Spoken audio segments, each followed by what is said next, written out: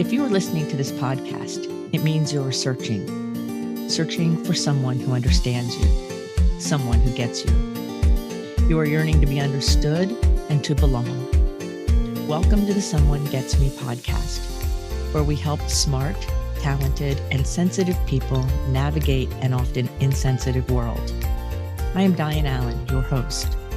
My roles as ambassador, author, speaker, and intuitive mentor for bright and talented people are woven into each episode. I have the experience and knowledge to educate and inspire, as I have been there and I understand your unique intensities, sensitivities, and challenges. Welcome.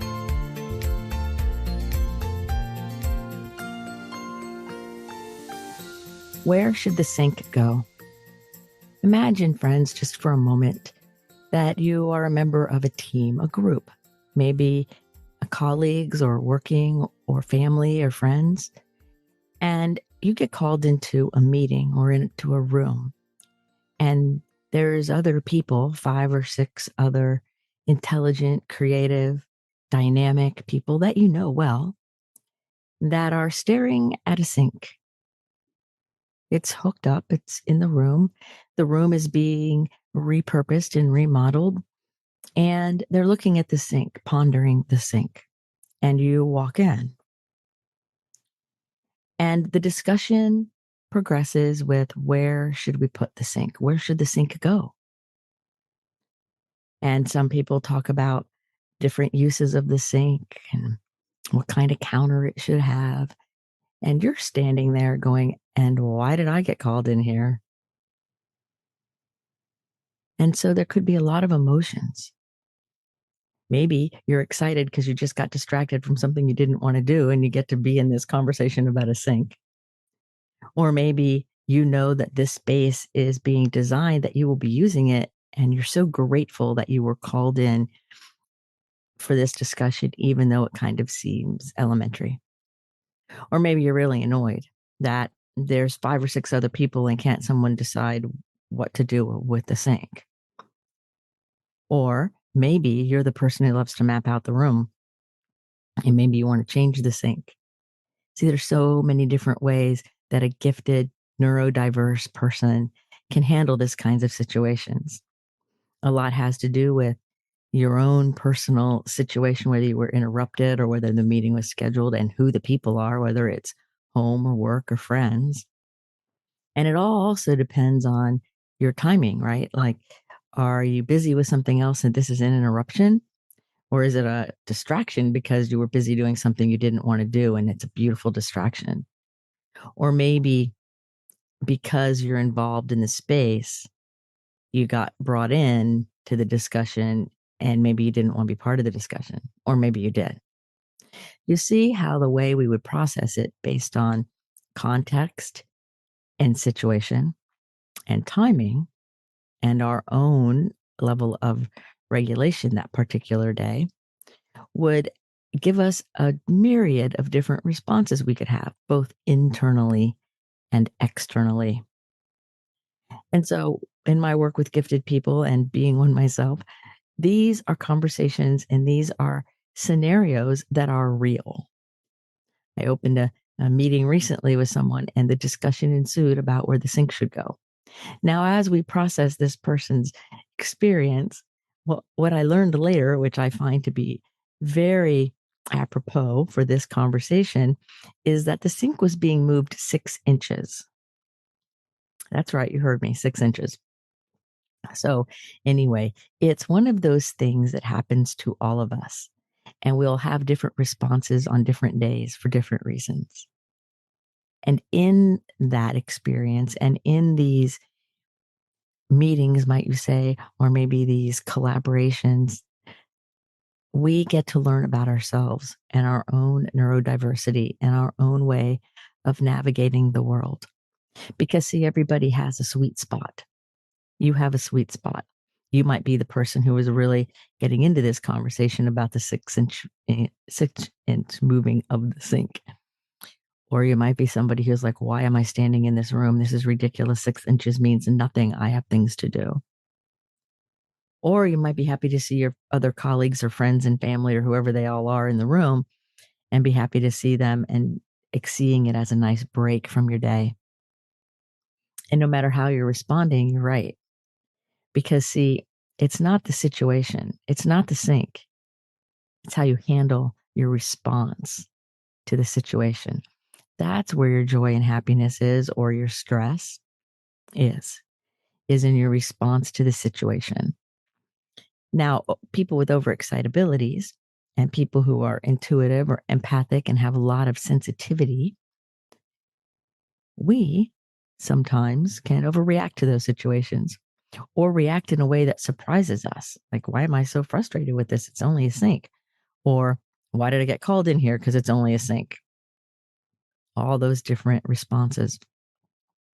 So we get to learn about where our priorities are, where our mindset is, and we get to learn from our self talk. And one of the things I'd like you to think about is your self talk. How do you speak to yourself about yourself and about others and about situations in general? What kind of environment is your inner landscape? Is it free of landmines and so other people have a safe trip through your consciousness, or could anyone get blown up at any time? Is it beautiful, kind, compassionate, understanding? Or is there a lot of judgment and then disappointment and expectation that is creating kind of rifts and static? What is happening in your inner landscape? Now, you all know me, and if you haven't listened to this podcast before, I'm Dianne, and I'm an intuitive mentor for gifted people. And what I do all the time is act as the person reading the outside of the situation to help shine the light for people within. Because I believe everybody has their own answers, but I also believe we can't read a label from inside the jar. So when we have another gifted, intuitive person in relation with us, then we get to see things from different perspectives and deeper and more alive. And so I have the honor and the privilege of being that person that reads the label and shines lights in places and allows people who are naturally amazingly sensitive and gifted to step into their sovereignty and their agency in ways that maybe they never saw before, or maybe they wondered about and had a lot of questions or a lot of hesitation. And so I told you the story about the sink because I think it's a great representation of our lives, that a lot of times we are cruising through life, being busy, doing our thing, taking care of our family and our friends and ourselves, and making sure we have work life balance and making sure we're doing this and doing that. And then there's a sink, a simple conversation that can yield all kinds of responses and can have many different outcomes. And so this episode is to help us slow down a little bit and just pay attention to what are you saying. So you could have judged that situation if that was you walking into the room. Like, oh my God, I can't believe I have to be the one stuck doing this. Can't somebody else make this decision? Or it could be, wow, this is kind of fun and creative. Do we get to change the sink or are we just moving the sink? Or it could be one of those where you get to just stand back and watch the other people work on the sink. Just sit there and watch all the other people talking about it. You get to be the observer. In any scenario of things about sinks or something similar, you will see that as an intensely sensitive person, your experience of whatever is happening will be a bit different than others who are not intensely sensitive. An example I use is people who don't have intensities, which are overexcitabilities, and high spiritual sensitivities like extreme intuition and empathic skills coming together, which is very common in twice exceptional people. The people who don't have this challenge, and I think sometimes it's a real challenge, often can go from one thing to the other, transition, move, talk about the sink and then go do something else fairly easily. But for the intensely sensitive, intuitive, empathic person, transitions can be very difficult. Transitions from working on something that you love or something you didn't love and then getting distracted into something else because you can't get back to where you were exactly after the distraction. And so, how do we handle that? Well, the first place to look for how you're handling it is in your mind. What are you saying to yourself about the nature of the distraction or interruption? Are you allowing others to call you off, off of your point, what you were doing before? Or are you making the decision to respond? Because just because your phone rings doesn't mean you have to answer it. Though we're trained to do that, right? Oh, somebody texts us, we have to answer it right away. Well, that's not true. Just because it rings doesn't mean we have to answer it. And we certainly don't have to answer it right away. So, one thing I'd like to suggest is that when somebody distracts you or something tries to distract you, to give yourself a choice point. And rather than jumping in and going right at it, to stop for a moment, like literally give yourself just a moment to take one breath, and make a choice. Now, you could say, that's an interesting request. Let me put aside what I'm doing now and focus my attention on the sink. That's one breath. And by you doing that, you retain your sovereignty and your authority, and the other people are not controlling you. So you don't become an emotional slave to the situation. If you just let people pull you off without you making that decision, you become their emotional slave. So it's important that we practice as twice exceptional gifted people. I think all people too, really, having choice points. That just because somebody calls your name doesn't mean you have to answer. Just because your phone rings doesn't mean you have to answer. Just because there's a meeting doesn't mean you have to jump and stop right away. Now, it could be urgent and you do need to go, right? But that you still have time for one breath because you're going to be breathing on the way there anyway. You take a breath, and in that breath, you make an inner decision. And to decide means cut out all other possibilities. You decide to put down whatever you're working on that you're being distracted from, right? Knowing you're going to get back to it, make the decision to say, I put you down. And then basically in your mind's eye, you pivot and you pay attention to whatever it is that you're being asked to do. Because then when that activity is done, you can take a breath and with intention and focus, pivot right back to whatever you were previously working on. I think where a lot of sensitive people get themselves stressed out and burned out is thinking that we have to answer everything right away all the time, like everything's an emergency. And, when I've run large treatment centers, I would say to the staff, if it's that big of an emergency, call 911. I'm not the person you call right away if it's that big of a deal. And people would look at me funny. And I'm like, well, think about this for a moment. If we let ourselves get fragmented and pulled in a gazillion directions, because we can do it, we can, but it's not good for us. It's not healthy. And it's also not good for the people around us. Because Plato said we teach people how to treat us. So if you allow people to control your time and your attention and your behavior by demands, reasonable or not, if you allow others to control those things, you become the slave. So living in a reactionary state is counterproductive for everyone. Now, we're taught in this culture to be reactionary because that comes from fear. And you can be easily controlled when you're living in fear and you're being reactionary because then you're just focusing all over the place and you're running around in circles and you get distracted. That's not good for you. What is good for you is having an internal locus of control, paying attention to your inner landscape in your mind, your thoughts, in your heart, how are your feelings going, and in your gut or your spiritual part of you of your connection to the universe. Like, what's your essence saying about all this? Does it feel right?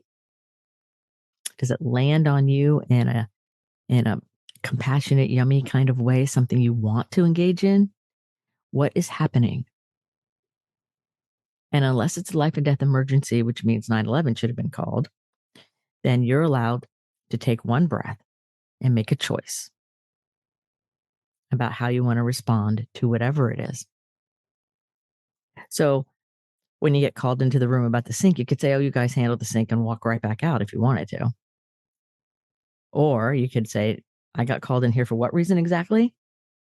Or you could participate in the discussion, or you could say something outlandish just to show everybody that it's a goofy request. And then there's about 500 other answers or more. You're all thinking of them as I'm talking. And all of them are valid. Some are more effective and build rapport and relationships better, and some do not. So, your goal is to make decisions from your internal locus of control, looking at the greater good, and you're included in the greater good. So, one of my questions I ask myself is what I'm about to do or what I'm doing for the highest good of all concerned? The highest good, not good or okay, but the highest good. And I'm included in that all concerned.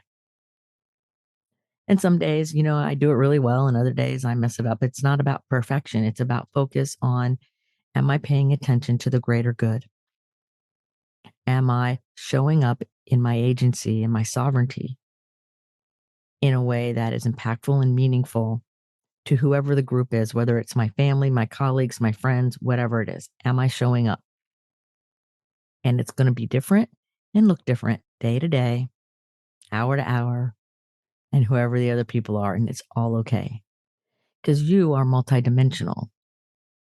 You can be the professional, educated person and speak in that language. I've been doing mental health and substance abuse treatment for many, many years, and I can speak that language. And often we use words that someone who doesn't have that same education would not know. They'd know it was English, but they wouldn't really understand the definition. And that's totally okay, right?